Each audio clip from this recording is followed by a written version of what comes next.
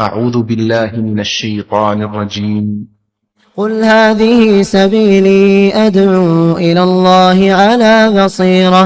على بصيرة أنا ومن اتبعني وسبحان الله وما أنا من المشركين.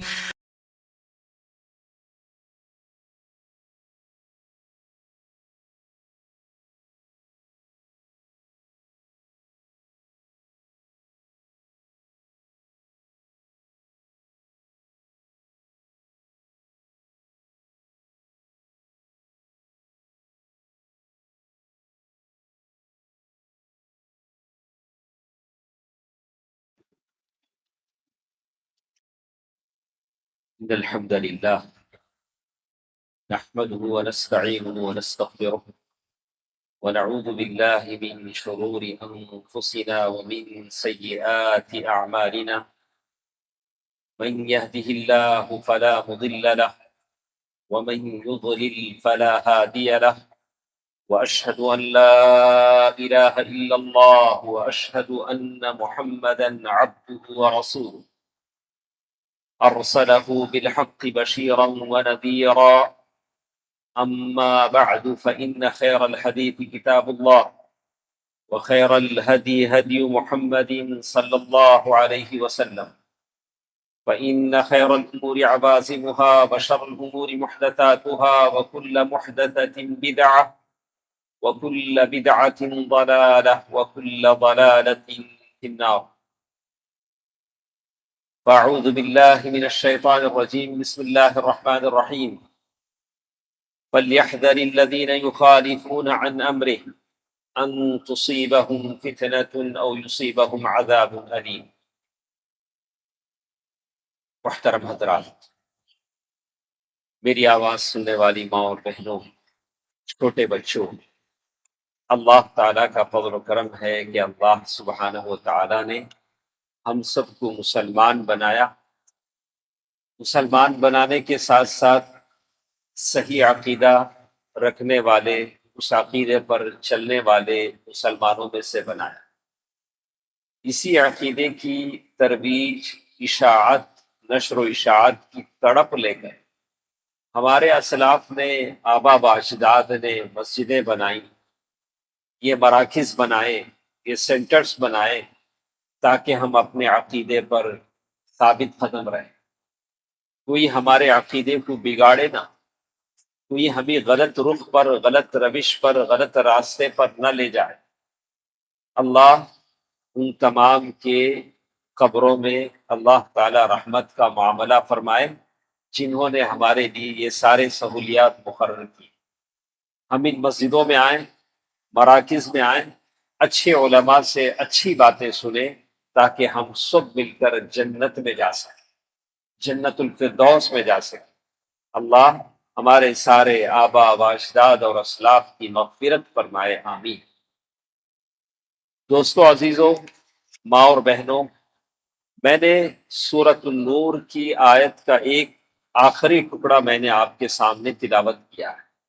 اللہ تعالیٰ نے آیت جب شروع کی تو کہا لا تجعلوا دعاء الرسول بینکم کدعاء بعضکم بعضا قد يعلم الله الذين يتسللون منكم لواذا فليحذر الذين يخالفون عن امره ان تصيبهم فتنة او يصيبهم عذاب أليم. اللہ سبحانہ و تعالی ان صحابہ کرام سے جنہوں نے اللہ کے نبی کے لیے جان و مال کی قربانیاں دی، ان صحابہ کرام سے جنہوں نے اللہ کے نبی کی مخالفت کبھی برداشت نہیں کیا، وہ صحابہ کرام جنہوں نے سب کچھ اللہ کے دین کے لیے قربان کر دیا، ان صحابہ کرام سے اللہ کہہ رہے ہیں لا تجعلوا دعاء الرسول بینکم کدعاء بعضکم بعضا. اللہ کے نبی صلی اللہ علیہ وسلم کی اگر کوئی پکار آتی ہے یا اللہ کے نبی کو تم پکارتے ہو، بلاتے ہو، تو ویسے مت بلاؤ جیسے آپس میں ایک دوسرے کو بلاتے ہو. اللہ کے نبی صلی اللہ علیہ وسلم کی شرف، ان کی عظمت کا خیال کیا جائے. اللہ کے نبی صلی اللہ علیہ وسلم قرآن نے بھی مخاطب کیا تو اللہ کے نبی صلی اللہ علیہ وسلم کو رسول اللہ کے الفاظ سے مخاطب کیا. پھر اللہ تعالیٰ نے یہ بھی کہا قد يعلم الله الذين يتسللون منكم لواذا اللہ تعالیٰ نے منافقین کی خصلت بتائی کہ کیسے وہ مجلسوں سے چپکے چپکے نکل بھاگتے ہیں، یعنی آپ چپکے سے کھسک جاتے ہیں۔ منافقین کی روش کو اللہ تعالیٰ نے بتایا۔ پھر بعد میں اللہ سبحانہ و تعالیٰ نے بتایا فَلْيَحْذَرِ الَّذِينَ يُخَالِفُونَ عَنْ أَمْرِهِ، اللہ کے نبی کی سنت کی مخالفت کرنے والے اللہ تعالیٰ سے ڈرے، اللہ تعالیٰ کی مخالفت سے ڈرے۔ فَلْيَحْذَرِ الَّذِينَ يُخَالِفُونَ عَنْ أَمْرِهِ، اللہ کے نبی صلی اللہ علیہ وسلم کی مخالفت سے ڈرو۔ ان تصیبہم فتنہ، کہ کوئی فتنہ تم کو آ لپیٹ نہ لے، کسی فتنے میں کسی آزمائش میں مبتلا نہ ہو، او یصیبہم عذاب علیم، یا اللہ تعالیٰ کی طرف سے دردناک عذاب تم کو لپیٹ میں لے۔ دوستو عزیزو، ماں اور بہنوں، آج ہمارے پاس 10 محرم ہے۔ اللہ تعالیٰ نے جمعے کے دن یہ 10 محرم عاشوراء کا روزہ ہمیں عنایت فرمایا ہے۔ ہم لوگوں سے کہتے ہیں کہ دینی علم سیکھیں۔ آپ ایپل فون کبھی یوز نہیں کیا، خریدتے ہیں تو اس کی گہرائی تک چلے جاتے ہیں، اس کے سیکریٹ فنکشن کو جاننے کی کوشش کرتے ہیں، کیا کیا اس سے میں فائدہ اٹھا سکتا ہوں۔ ارے جو دین آپ کو خبر میں لے جائے گا، وہاں سے آپ کو جنت میں لے جائے گا، اس دین کے مسئلے مسائل جاننے میں آپ کو ہچکچاہٹ کیوں ہوتی؟ ابھی جمعے سے 1 گھنٹہ پہلے بھی ایک سوال سائل کرتے ہیں کہ جمعہ ایک دن روزہ رہ جائے گی۔ ارے ہو گیا، سحری کا ٹائم بھی ہو گیا، جن کو رکھنا تھا ان لوگوں نے رکھ لیا۔ تو یہ سبب والا روزہ ہے، محرم کا روزہ، عاشوراء کا روزہ، اور یہ اس ممانعت میں داخل نہیں ہے جس میں بتایا گیا کہ اکیلے جمعے کو روزہ نہ رکھو۔ کم از کم اتنی سی بات تو معلوم ہونا چاہیے کہ عاشوراء کا روزہ اکیلے جمعے کو بھی آ جائے، میں نے 9 کو نہیں رکھا تو اکیلے جمعے کو بھی رکھ سکتا، یہ ذوات الاسباب میں سے آدمی رکھ سکتا ہے۔ تو کم از کم اتنا تو آدمی کو معلوم ہونا چاہیے۔ تو دین کے مسئلے مسائل آدمی کو جاننا چاہیے، کوشش کرنا چاہیے کہ مسائل میں اس دین کو سیکھوں جو دین مجھے جنت میں لے جائے۔ تو دوستو عزیزو، ماں اور بہنوں، یہ قرآن مجید سورۃ النور کی آیت میں نے آپ کے سامنے تلاوت کی، جس میں اللہ تعالیٰ نے فرمایا کہ سنت کی مخالفت سے ڈرو۔ ہم سنی ہیں تو ہم کو معلوم ہونا چاہیے کہ سنت کیا ہوگی۔ سنت کا حق ایسے ادا نہیں ہوتا۔ اللہ کے نبی صلی اللہ علیہ وسلم نے فرمایا کہ قیامت کے قریب ایسے ہوگا کہ ایک آدمی اپنے صوفے پہ ٹیک لگائے بیٹھے گا، ٹیک لگائے بیٹھ کر کہے گا میرے لیے قرآن بس ہے، قرآن میں جو ہے میں اس پر عمل کروں گا، البتہ مجھے حدیث سے کچھ لینا دینا نہیں، میں حدیث پر عمل نہیں کروں گا، اللہ کے نبی کی بات پر عمل نہیں کروں گا۔ اللہ کے نبی صلی اللہ علیہ وسلم نے اس کی وعید بتلائی۔ اللہ کے نبی صلی اللہ علیہ وسلم کی تابعداری اور قرآن، یہ دونوں چیزیں ساتھ ساتھ چلیں، اتباع سنت اور قرآن دونوں ساتھ ساتھ آپ کو جنت میں لے جائیں۔ جو سنت کو نہیں مانتا ہے تو گویا وہ قرآن کو بھی نہیں مانتا، اس لیے کہ قرآن کا تسلسل اللہ کے نبی سے جڑا ہوا ہے۔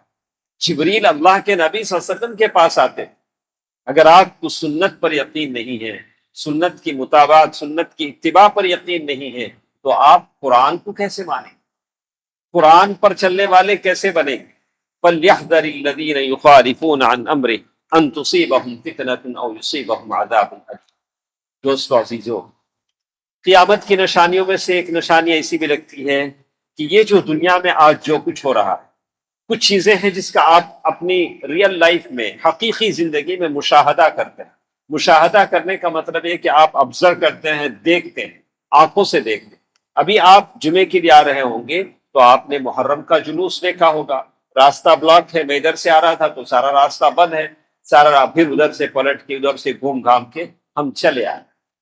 لیکن ہم سنیوں کے بچوں کو بتانا ضروری ہے کہ کیا یہ چیزیں اسلام کا حصہ ہیں، اس لیے کہ غیر کرتا ہے تو شاید ہمارے بچے کنفیوز نہ ہوں، لیکن اپنے نام لینے والے جن کی مسجدیں ہیں، جن کی مسجدوں سے اذانیں ہوتے ہیں، بھلے کیسی بھی ہو، تو کہیں سنی بچہ یہ نہ سمجھ جائے کہ یہ بھی اسلام کا ایک حصہ ہے۔ یہ بھی مسلمان ہیں، یہ بھی اسلام کا ایک حصہ ہے۔ تو اس کنفیوژن کو، اس غلط خیال کو دور کرنا آپ کی اور میری ذمہ داری، تاکہ سنی مسلک سنت پر عمل کرنے والا صحیح طور سے سنی باقی رہے۔ مسجدوں پر صرف لکھ لینے سے یا اپنے آپ کو سنی کہنے سے یہ ظاہر نہیں ہوتا کہ ہم سنی۔ سنت کا مطلب کیا ہوتا ہے؟ کچھ باتیں میں نے یہاں نوٹ کی ہیں، آپ کو بتا دیں کہ صحابہ کرام رضوان اللہ علیہم اجمعین سنت کی اتباع میں کتنے پختے تھے۔ رہی بات محرم کی، 10ویں محرم کے روزے کی فضیلت کی، جو کچھ ہم دیکھتے ہیں، یہ پانی کی سبیلے لگے ہیں، کالے کالے پردے لگے ہیں، کالے کالے لباس میں ملبوس سارے نظر آتے ہیں، پھر یہ تعزیہ ماتم، یہ ساری چیزیں تو آپ نے بہت سن لیا ہے۔ مجھے وہ سنا کر پھر آپ کا ٹائم ضائع نہیں کرنا ہے، بس اتنا بتا دینا ہے کہ اسلام سے اس کا کوئی دخل نہیں ہے، ویسے ہی دخل نہیں ہے جیسے ہم یہ کہیں گے کہ جیسے مرغا انڈا نہیں دیتا ہے، ویسے جیسے ناممکن ہے ویسے یہ بھی ناممکن ہے کہ اسلام کا اس سے کوئی دخل ہے۔ اس کا کوئی دخل نہیں، اس کا کوئی دخل نہیں ہے۔ اسلام میں نہ اسلامی یہ تعلیمات لوگوں نے بنا لیے ہیں، ان کی روایات ہیں، لیکن اسلام سے، صحیح اسلام سے اس کا کوئی تعلق۔ صحابہ کرام رضوان اللہ علیہم اجمعین ان کی اتباع سنت کی کیا مثالیں تھیں؟ تو کچھ مثالیں میں نے یہاں نوٹ کی ہیں، وقت مختصر ہمارے پاس ہوتا ہے۔ آپ دیکھیں کہ ہم بھی کیا سنی ہیں، سنت اتباع میں ہم کتنے آگے ہیں۔ اللہ کے نبی صلی اللہ علیہ وسلم نے ایک زمانے میں سونے کی انگوٹھی پہنی اور سونے کے نگینے کو الٹا ایسے اندر کر دیا، اور ایک وقت ایسا بھی آیا کہ ممبر پر بیٹھے اور انگوٹھی نکال کر پھینک دی، اور کچھ صحابہ، کسی صحابی کے ہاتھ میں دیکھا سونے کی انگوٹھی دیکھی تو کہا کہ کیا تم چاہتے ہو کہ اللہ تعالی آگ کا شعلہ تمہارے ہاتھ میں پہنائے؟ تو ان کے ہاتھ سے وہ انگوٹھی نکال دی، نیچے پھینک دی۔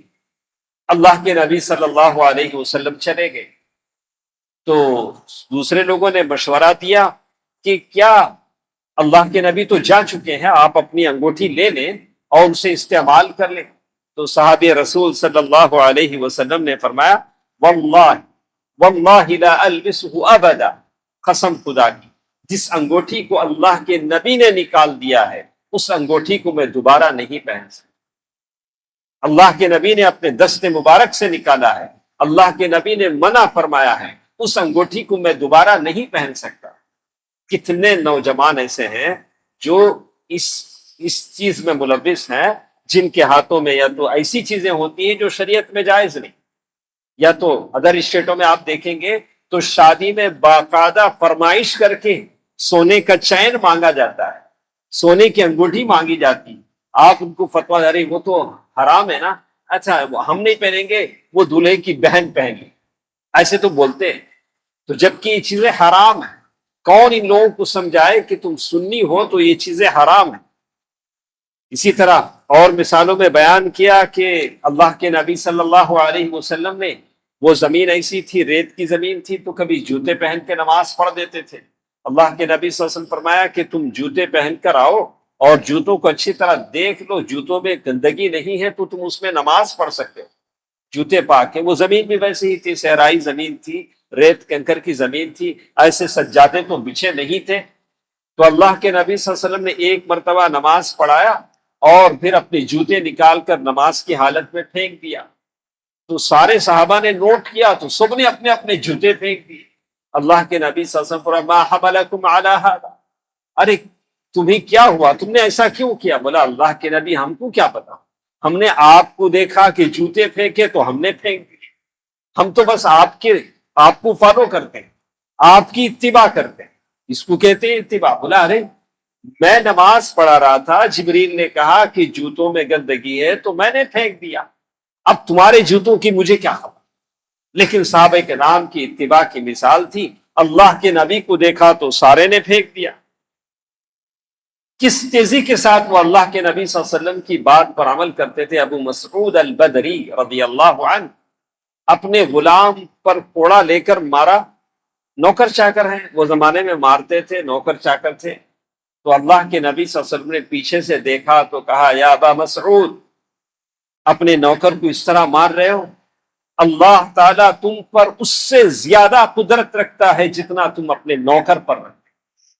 تو ابو مسعود البدری رضی اللہ تعالیٰ عنہ فرماتے ہیں اس کے بعد میں نے کبھی اس پر ہاتھ نہیں اٹھایا، میں نے یاد کیا کہ میں اس غلام پر جتنی طاقت رکھتا ہوں، جور و ظلم کی، زبردستی کی، اللہ تعالیٰ مجھ پر زیادہ طاقت رکھتا ہے، اس سے زیادہ مجھ پر زیادہ طاقت رکھتا ہے۔ تو اللہ ہمیشہ یاد رکھیں، اپنا اثر استعمال کرتے ہوئے، اپنی طاقت استعمال کرتے ہوئے کسی پر آپ ظلم کرنا چاہیں تو اللہ تعالیٰ کی اس عدالت کو یاد کریں، قیامت کی اس گھڑی کو یاد کریں جہاں آپ کے پاس کچھ نہیں ہوگا اور اللہ کی انصاف کے آپ منتظر ہوں گے۔ تو اس دن کو یاد کریں، اللہ کا خوف اپنے دل میں پیدا کریں کہ آپ لوگوں پر جتنی طاقت رکھتے ہیں اس سے زیادہ اللہ آپ پر طاقت رکھتا ہے۔ تو وہ عزیز ہے، منتقم ہے، انتقام لینے والا ہے، اللہ تعالیٰ کی انتقام سے ڈرے۔ یہ تو رہی مردوں کی بات، عورتوں کا کیا عالم تھا؟ ام المؤمنین عائشہ رضی اللہ تعالیٰ عنہ، ام سلمہ رضی اللہ تعالیٰ عنہ فرماتی ہیں کہ رات کے وقت، عصر کے بعد غالباً یا مغرب، ویسے وقت میں حجاب کا حکم نازل ہوا، وَلْيَضْرِبْنَ بِخُمُرِهِنَّ عَلَى جُيُوبِهِنَّ، سورۃ النور کی آیت نازل ہوئی۔ سورۃ النور آیت نمبر 31 کہتی ہیں کہ جب مغرب یا عشاء کی نماز میں عورتیں آئیں تو ان کے پاس پردہ کرنے کے لیے چادریں بھی نہیں تھی۔ ایسا نہیں تھا کہ ایک ایک خاتون کے پاس 2-3 برقعے ہوتے ہوں، 2-3 چادریں ہوتی ہوں، اس کے پاس کچھ بھی نہیں تھا۔ انہوں نے اپنی چادریں پھاڑ لی، جن کے پاس 2 چادر تھے انہوں نے چادر پھاڑ دیا، بولا کہ اب تو حجاب کا حکم نازل ہو چکا ہے۔ تو کہا کہ جب وہ آئیں تو آئیں سربا، یعنی ان کے بالکل کالے کالے کپڑوں میں ملبس تھی، کچھ نظر نہیں آ رہا تھا۔ یہ اتباع کی پیروی، یعنی فوری استجابہ، یعنی اللہ کے نبی صلی اللہ علیہ وسلم اور اللہ کے حکم پر عمل درآمد کرنے کا موقع تھا۔ کوئی حیلہ بہانہ نہیں، کوئی حیلہ بہانہ نہیں۔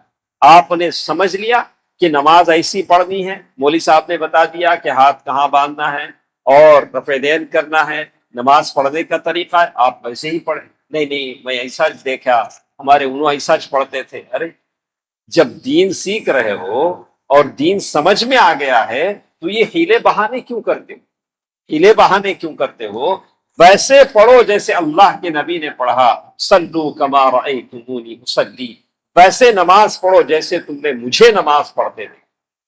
تو یہ عورتوں کو دیکھیے، یہ صحابیات کو دیکھیے جو نزول وحی کے زمانے میں جیتے تھیں، کوئی ہیلہ بہانہ نہیں۔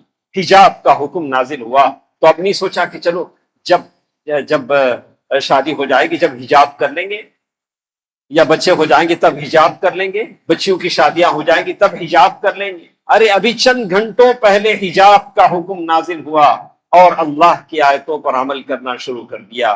یہ صحابیات تھی۔ الالتزام، اللہ کے نبی صلی اللہ علیہ وسلم کی ایک لمبی حدیث ہے۔ اللہ کے نبی صلی اللہ علیہ وسلم نے ابو ذر غفاری رضی اللہ تعالیٰ عنہ سے کہا، دونوں ساتھ چلے، مدینے کا ماحول تھا، حرہ کا میدان تھا، دونوں اللہ کے نبی اور ابو ذر غفاری رضی اللہ عنہ ساتھ چلتے چلتے احد کے پہاڑ تک پہنچے۔ اللہ کے نبی نے ابو ذر غفاری رضی اللہ عنہ سے کہا کہ ابو ذر، اگر اس پہاڑ کے برابر بھی سونا میرے پاس ہوتا تو میں اللہ کے راہ میں خرچ کر دیتا۔ تم یہی کہہ رہے رہو، تم خوف زدہ نہیں ہونا، میں واپس آؤں گا۔ اللہ کے نبی آگے گئے۔ ابو ذر غفاری رضی اللہ تعالیٰ عنہ فرماتے ہیں کہ کچھ خوفناک آوازیں میں نے سنی اور مجھے ڈر لگا، حالانکہ اللہ کے نبی نے نصیحت کی تھی کہ تم ڈر بھی جاؤ تو اپنی جگہ نہ چھوڑنا۔ تو کہتے ہیں کہ مجھے ڈر لگنے لگا کہ پتہ نہیں اللہ کے نبی کے ساتھ کیا ہو جائے۔ جب اللہ کے نبی واپس آئے تو کہا، ابو ذر تم ڈر گئے تھے؟ بولا کہ اللہ کے نبی میں نے آوازیں سنی تو میں سہم گیا اور آپ کے متعلق مجھے خوف ہونے لگا۔ اللہ کے نبی صلی اللہ علیہ وسلم نے فرمایا کہ جبریل سے میری ملاقات ہوئی، وحی کا موقع تھا۔ اللہ کے نبی صلی اللہ علیہ وسلم، اللہ کی طرف سے جبریل یہ وحی لے کر آئے کہ مما جو اس حالت میں مرے کہ وہ شرک نہ کرے وہ جنت میں داخل ہوگا، جنت میں داخل ہوگا۔ ابو ذر غفاری رضی اللہ تعالی عنہ نے فرمایا، وَإِن زَنَا وَإِن سَرَقَ، اگر وہ زنا کرے اور چوری کرے تو کیا تب بھی جنت میں داخل ہوگا؟ اللہ کے نبی نے فرمایا کہ ہاں، وَإِن زَنَا وَإِن سَرَقَ، اگر موحد کے ساتھ اگر یہ غلطیاں ہو بھی جاتی ہیں، اگر وہ مشرک نہیں ہیں تو اللہ اسے معاف فرمائے، لیکن اس کا یہ مطلب ہرگز نہیں ہے کہ موحد جو چاہے کرے، جو چاہے کرے، اس کا یہ مطلب ہرگز نہیں۔ چھوٹ مل سکتی ہے لیکن جو جان بوجھ کر کرے اس کے لیے تو گناہ ہے۔ اللہ کے نبی صلی اللہ علیہ وسلم کی حدیث ہے وَإِن زَنَا وَإِن سَرَقَ، تو اسی لیے کہتے ہیں نَالَتْهَا دَعْوَةٌ عَظِيمَةٌ لَمَّا اسْتَجَابَتْ لِلرَّسُولِ صلی اللہ علیہ وسلم۔ اس سے بھی بڑھ کر مثال وہ جلیبیب رضی اللہ تعالیٰ عنہ کی آتی ہے۔ میں خاص کر یہ چیز ان مسلمہ عورتوں کے لیے میں بتا دینا چاہتا ہوں جو یہ رشتے ناتوں کے سلسلے میں سوچتی ہیں کہ کافی مالدار نوجوان سے شادی کرو جس کی کافی بڑی تنخواہ والی جاب ہو، ایک دم بالکل ایسا ہو ویسا ہو۔ صحابیات کا ایسا کبھی منشا اور ارادہ نہیں ہوتا تھا۔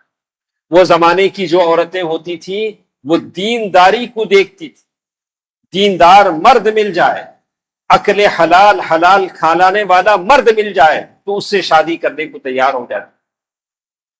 صحابی رسول رضی اللہ تعالی عنہ ابو برزہ الاسلمی رضی اللہ تعالی عنہ فرماتے ہیں کہ مدینے میں ایسا ہوتا تھا کہ کسی کے گھر میں بچی جوان ہو جاتی تو وہ اللہ کے نبی سے پوچھ لیتا، انتظار کرتا کہ کہیں اللہ کے نبی سے کوئی پیغام آ جائے، اس لیے کہ اللہ کے نبی سے اس کی بیٹی کی شادی ہو جانا بہت بڑی بات تھی، بہت سعادت مندی کی بات تھی۔ تو اللہ کے نبی صلی اللہ علیہ وسلم نے صحابی رسول سے پوچھا کہ تمہاری بیٹی کی شادی ہم سے کر دیجئے، تو صحابی بڑے خوش ہو گئے۔ صحابی نے کہا، جیسے الفاظ ہیں نعم و کرامہ، کہا کہ ارے کتنی بڑی عزت کی بات ہے کہ آپ میرے داماد بن جائیں، میں میری بیٹی کی شادی آپ سے کر دوں۔ تو صحابی رسول صلی اللہ علیہ وسلم نے فرمایا انی لست اریدها لنفسی، میں نے تمہاری بیٹی کا جو ہاتھ مانگا ہے، رشتہ مانگا ہے، میرے لیے نہیں مانگا، میں نے جلیبیب کے لیے مانگا۔ جلیبیب ایک صحابی ہیں سیدھے سادے اور غریب نادار قسم کے، جو اللہ کے نبی صلی اللہ علیہ وسلم کے ساتھ ہمیشہ رہا کرتے تھے۔ اللہ کے نبی صلی اللہ علیہ وسلم کی سیرت کو دیکھیے، اللہ کے نبی صلی اللہ علیہ وسلم نے اپنے ساتھ رہنے والوں کی ہر حیثیت کا خیال کیا۔ علماء کا ایک کام ہے کہ معاشرے میں دیکھیں کہ کون نوجوان پریشان، کس نوجوان کی کیا مشکل ہے، اس کا بھی علاج کریں۔ کوئی نوجوان مادی لحاظ سے پریشان ہے، کاروبار میں پریشان ہے، شادی نہیں ہو رہی ہے، اس کے ماں باپ اس کی شادی نہیں کر رہے، اس کے ماں باپ کو تلقین کرے، تاکید کرے کہ بچے کی شادی کر دیں، یہ علماء کی ذمہ داری ہوتی ہے اور قوم کے بڑے لوگوں کی ذمہ داری ہوتی ہے۔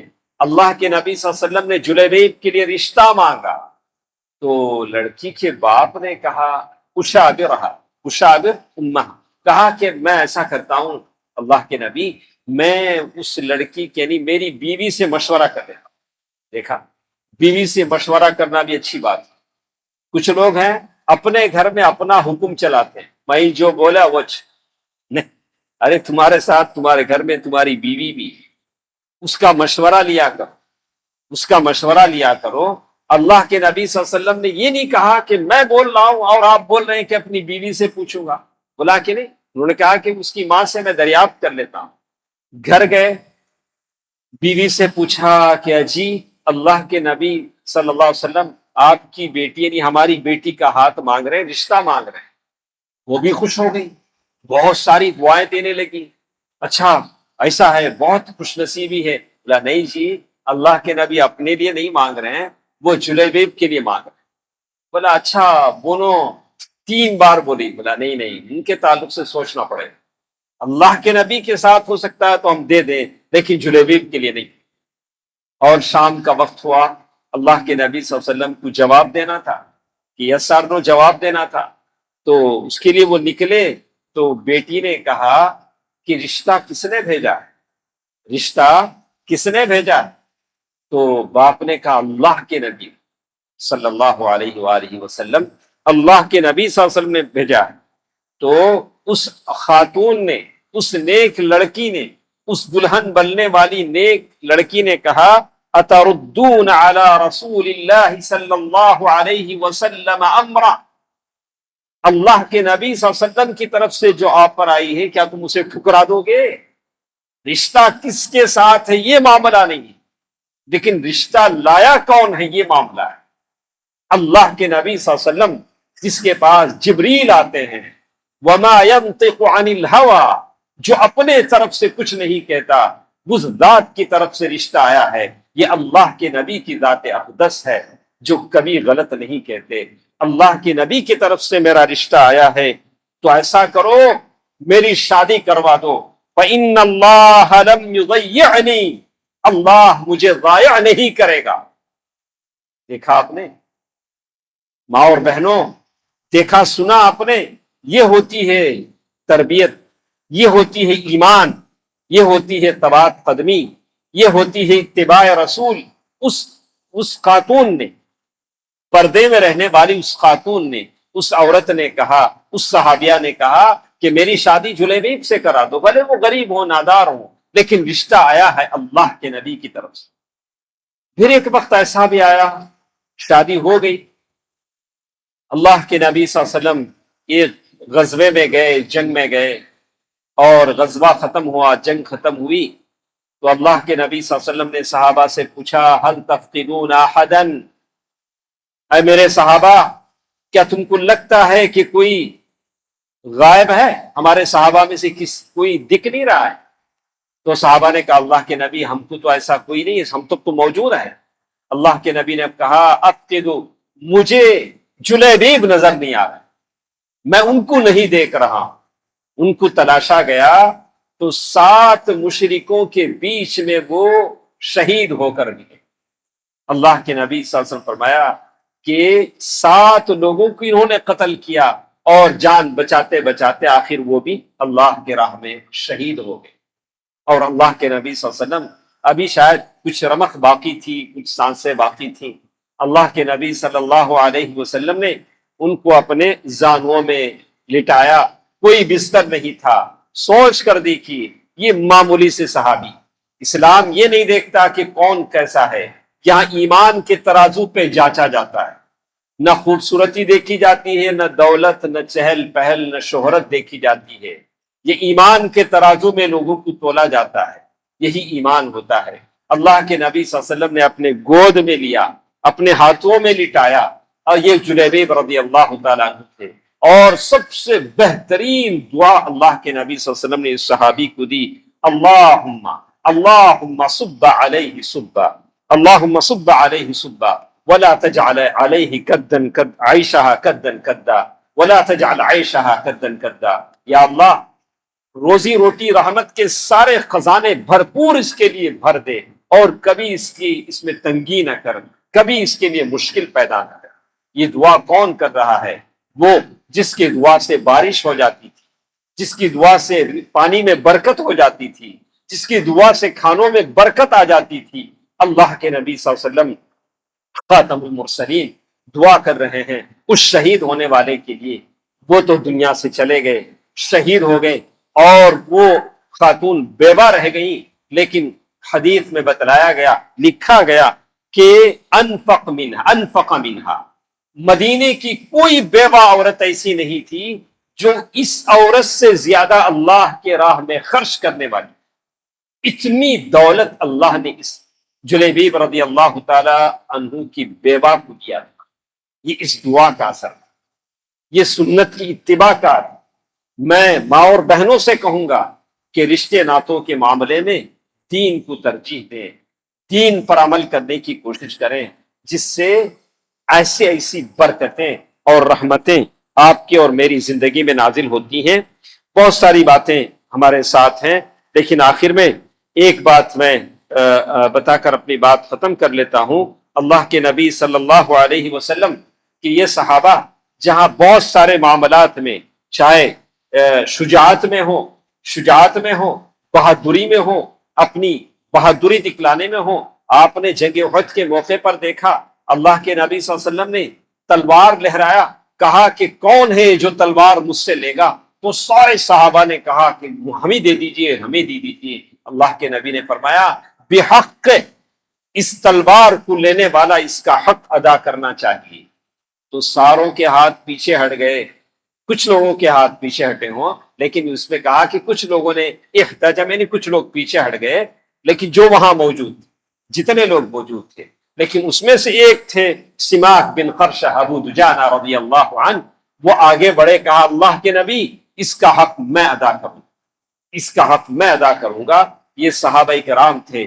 دوستو عزیزو، اس جمعے کے موقع پر، خصوصی موقع پر، مجھے یہ موضوع اس لیے اختیار کرنا پڑا، یہی وہ محرم کا مہینہ ہے جس میں ایسے صحابہ جو سنت کے اتنے متبع ہوتے تھے، اللہ کے نبی کے لیے اتنے فدا ہو جانے والے ہوتے تھے، ایسے صحابہ کے بارے میں بدگوئیاں کی جاتی ہیں، تعزیوں کے مجلسوں میں، ماتم کے مجلسوں میں انہیں طاغوت کہا جاتا ہے، اور ان کو بت صنما قریش کے نام سے یاد کیا جاتا ہے کہ یہ قریش کے دو بت ہیں۔ تو ہماری بھی ذمہ داری بنتی ہے، رضی اللہ رضوان اللہ علیہم اجمعین، ہم صحابہ کے مناقب کو یاد کریں، صحابہ کی ان بڑی بڑے کارناموں کو یاد کریں، اللہ کی رحمتیں ہوں، اللہ کی برکتیں ہوں ان بزرگ ہستیوں پر، اللہ تعالیٰ ان تمام سے خوش ہو، جیسے اللہ نے کہا رضوان اللہ علیہم اجمعین، اللہ تعالیٰ ان سب صحابہ سے راضی ہے۔ اے الہ العالمین، کل حشر کے میدان میں ان صحابہ کے ساتھ ہمارا بھی حشر فرما، یا اللہ ان کی تو جیسے نعمتوں سے نوازا ہے، تو نے کہا ہے اولئک الذین انعم اللہ علیہم من النبیین والصدیقین والشہداء والصالحین، یا اللہ تیرا وعدہ ہے، ہم بھی یا اللہ تیرے اس نعمتوں پر یقین رکھتے ہیں، یا اللہ ہم کو شہداء کے ساتھ اٹھا، صدیقین کے ساتھ اٹھا، انبیاء کے ساتھ اٹھا، یا اللہ ہم سب کا حشر ان کے ساتھ فرما، یا اللہ بدعقیدہ لوگوں سے ہمارے بچوں کو بچا لے، ہمارے ان نادان لوگوں کو بچا لے جو دین میں کم علم رکھتے ہوں، یا اللہ ہمیں صحیح عقیدہ عطا فرما، استقامت عطا فرما۔ اے الہ العالمین، اس مجلس میں جتنے بیمار ہیں یا اس مجلس کے علاوہ جو بیمار ہیں، موحد ہیں، مسلمان ہیں، بیمار ہیں، پریش ہیں، یا اللہ ان تمام کو صحت عطا فرما، یا اللہ کامل شفا عطا فرما، مکمل شفا بھی عطا فرما، یا اللہ جو مقروض ہیں ان کے قرضوں کی ادائیگی کا ذریعہ فرما دے، یا اللہ ہم میں سے جو کمزور ہیں، پریشان ہیں، الجھنوں کا شکار ہیں، مسائل کا شکار ہیں، غم میں ہیں، یا اللہ ان تمام چیزوں کو خوشیوں میں بدل دے، یا اللہ جو لوگ بے روزگار ہیں انہیں روزگاری عطا فرما، یا اللہ جو لا ولد ہیں اولاد کی نعمتوں سے انہیں مالا مال فرما، یا اللہ تیرے رحمت کے خزانے میں کوئی کمی نہیں ہے، یا اللہ انبیاء نے اولادیں مانگی ہیں، تو نے اولاد کی نعمت دی ہے، یا اللہ لا اولاد لوگوں کو اولاد کی نعمتوں سے مالا مال فرما، یا اللہ وہ نوجوان بچے، وہ نوجوان بچیاں جو بے شادی شدہ ہیں، جو اپنے جوڑوں کے منتظر ہیں، یا اللہ انہیں شریف صالح نوجوانوں سے ان بچیوں کی شادیاں کر دے، یا اللہ ان بچوں کے لیے اچھی صالحہ قانتہ عورتیں عطا فرما دے، یا اللہ تیرے رحمت کے خزانے میں کوئی کمی نہیں ہے، یا اللہ سحاء اللیل والنہار، یا اللہ دن رات تو لوگوں کو دیتا ہے، یا اللہ سب کو اپنے خزانوں سے عطا فرما۔ اے الہ العالمین، دنیا کے کونے کونے میں جہاں بھی مسلمان مظلوم ہیں، پریشان ہیں، جیلوں میں بند ہیں، قید اور صعوبتوں میں بند ہیں، یا اللہ ان تمام کو رہائی عطا فرما، یا اللہ مظلوم مسلمانوں کی مدد فرما، یا اللہ ان تمام کے وہ لوگ جو دنیا سے جا چکے ہیں تمام کی مغفرت فرما۔ آمین۔ صدق اللہ العلی العظیم ونفعني وإياكم بالآيات والذكر الحكيم إنه تعالى جواد ملك كريم بر رحيم۔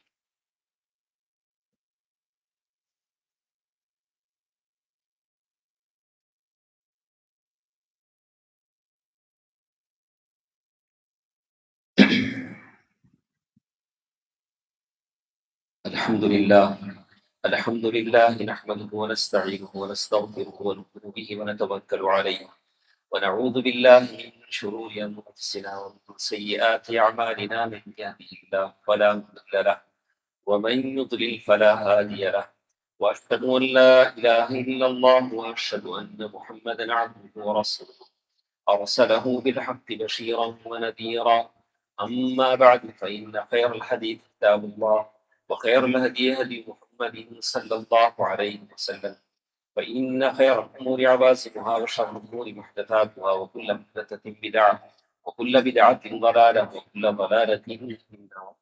فأعوذ بالله من الشيطان الرجيم. بسم الله الرحمن الرحيم. إن الله وملائكته يصلون على النبي يا أيها الذين آمنوا صلوا عليه وسلموا تسليما. اللهم صل على محمد وعلى آل محمد كما صليت على إبراهيم وعلى آل إبراهيم إنك حميد مجيد. اللهم بارك على محمد وعلى آل محمد كما باركت على إبراهيم وعلى آل إبراهيم إنك حميد مجيد. اذكروا الله يذكركم وادعوه يستجب لكم ولذكر الله تعالى وأولى وأعز وأجل وأتم وأهم وأكبر